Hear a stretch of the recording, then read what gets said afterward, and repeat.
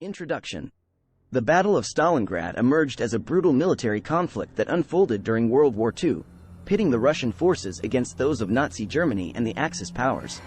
Renowned for its colossal scale, prolonged duration, and immense bloodshed, this engagement stands as one of the most harrowing encounters in modern warfare. Spanning from August 1942 to February 1943, the battle witnessed over 2 million troops engaged in close-quarters combat, resulting in the deaths or injuries of nearly 2 million individuals, including tens of thousands of Russian civilians. Remarkably, the outcome of this pivotal clash in Stalingrad, an essential industrial city for Russia, marked a significant turning point in World War II, ultimately shifting the tide of the conflict in favor of the Allied forces. Background. In the midst of World War II, Germany's Wehrmacht forces, after capturing territory in present-day Ukraine and Belarus, planned a summer offensive in southern Russia. Despite the previous failure to seize Moscow, Soviet forces led by Joseph Stalin had successfully repelled a German attack. However, they suffered substantial losses in manpower and weaponry. Expecting another assault on Moscow, Stalin and his generals, including Nikita Khrushchev, were taken by surprise when Hitler targeted Stalingrad.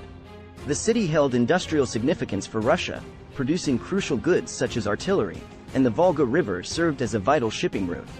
Hitler's desire for propaganda value, with the city bearing Stalin's name, heightened the Russians' determination to defend it. The stage was set for a fierce battle when Hitler threatened the annihilation of male residents and deportation of women upon capturing Stalingrad. Stalin ordered all capable Russians to take up arms. The Wehrmacht's 6th Army initiated their assault on August 23, 1942. Battle begins.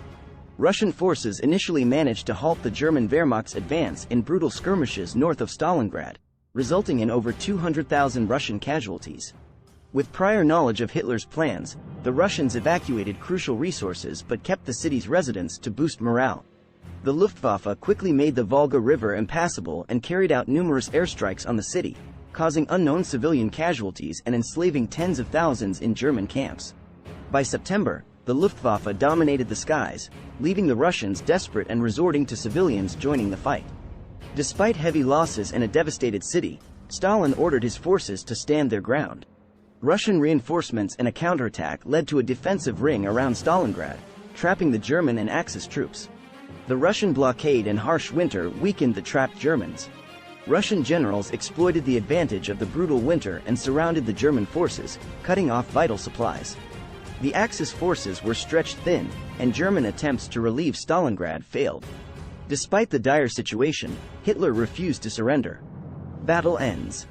By February 1943, Russian troops had successfully recaptured Stalingrad, taking nearly 100,000 German soldiers as prisoners. Despite pockets of resistance lasting until early March, most captured soldiers perished due to disease and starvation in Russian prison camps. The defeat at Stalingrad marked Hitler's first publicly acknowledged failure and put the Axis powers on the defensive, boosting Russian confidence on the Eastern Front. Historians widely view the Battle of Stalingrad as a pivotal turning point in the war, setting the stage for Allied forces, Russia, Britain, France, and the United States, to march towards victory.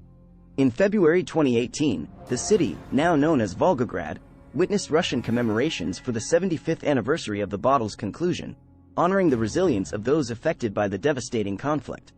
Aftermath.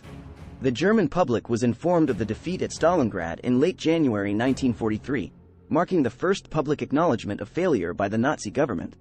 The announcement was accompanied by somber music and followed by Minister of Propaganda Joseph Goebbels' Sportpalast speech, urging total war efforts from the population. Despite the loss, over 11,000 German soldiers continued to resist within the city, motivated by belief in Hitler and National Socialism. The relentless bombing and 5 months of fighting left Stalingrad in ruins. By early March 1943, the remaining pockets of resistance surrendered, with captured soldiers facing dire conditions in Russian prison camps.